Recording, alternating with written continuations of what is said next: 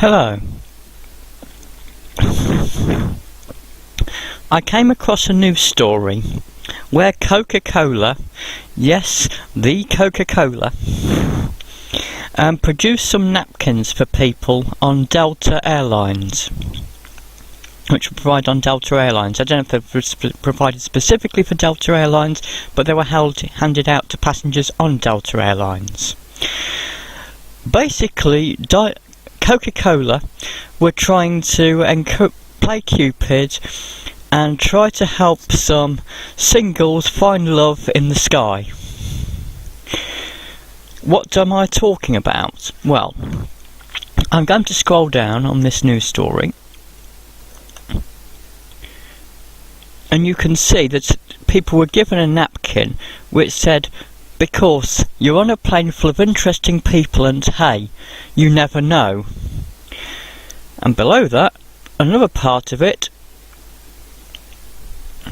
"Be a little old school. Write down your number and give it to your plane crush. You never know." For those who don't know, a crush means somebody who you fancy, would like to date, or whatever, right? I'm trying to keep this fairly PG. Now, apparently the passengers got very upset about this and complained to Delta and Coca-Cola. They said it was extremely creepy. They said that they didn't want to be pestered on board a plane by strangers. They just would rather, people left them alone when they're on a plane and, date in other ways. So,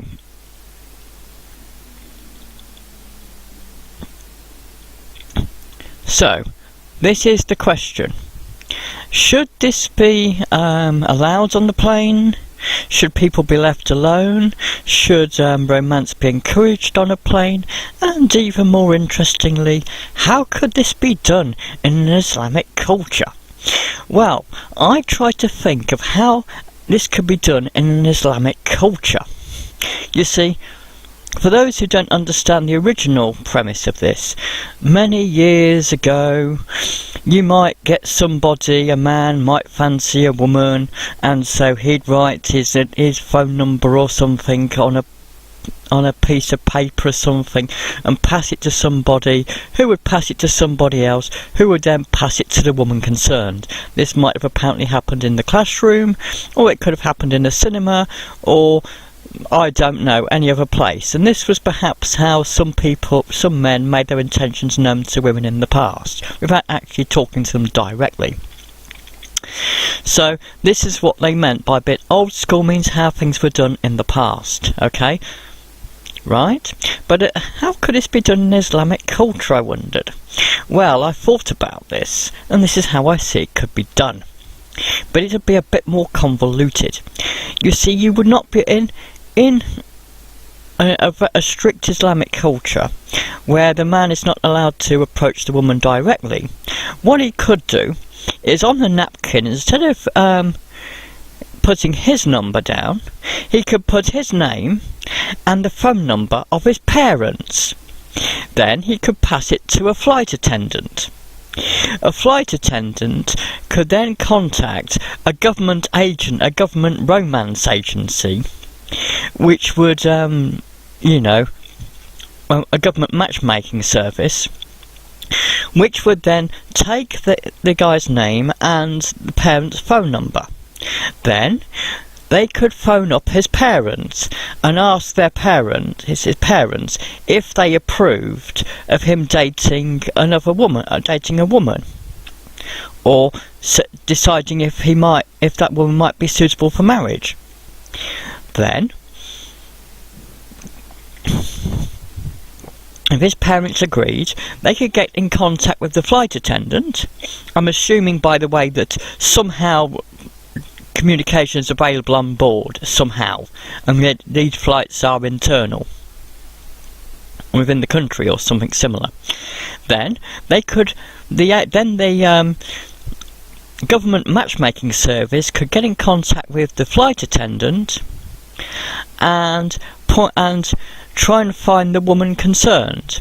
Then, if they find the woman concerned on board, then they can ask the woman what her parent's phone number is.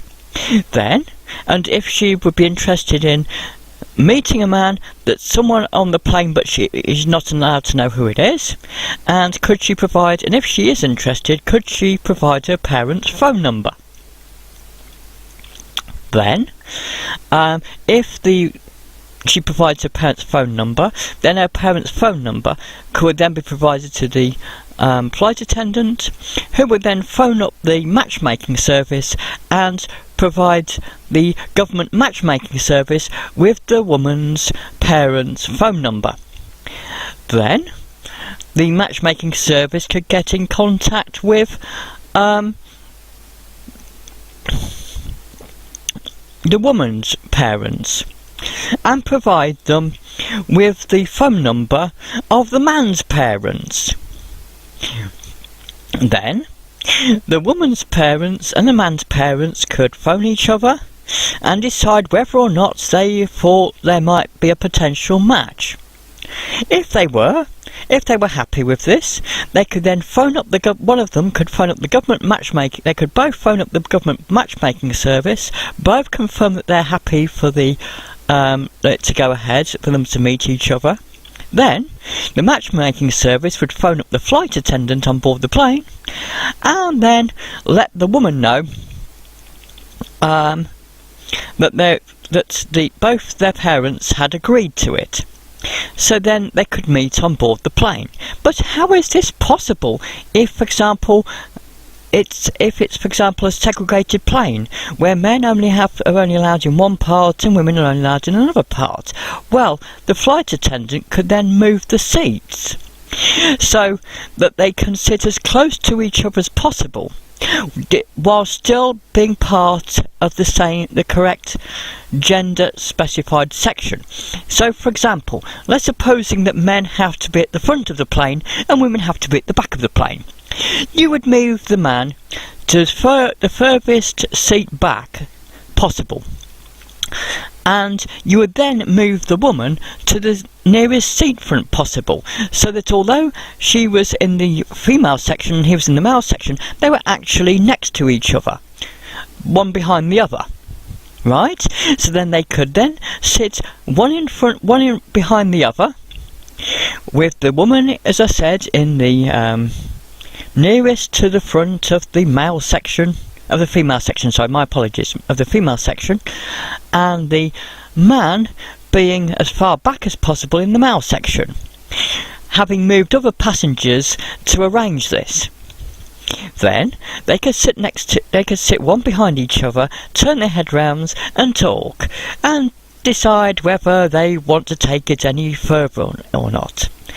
And that is how I believe you could find romance in the sky, Islamic style, in a similar way to how Coca-Cola suggested Westerners try and find a date. Okay?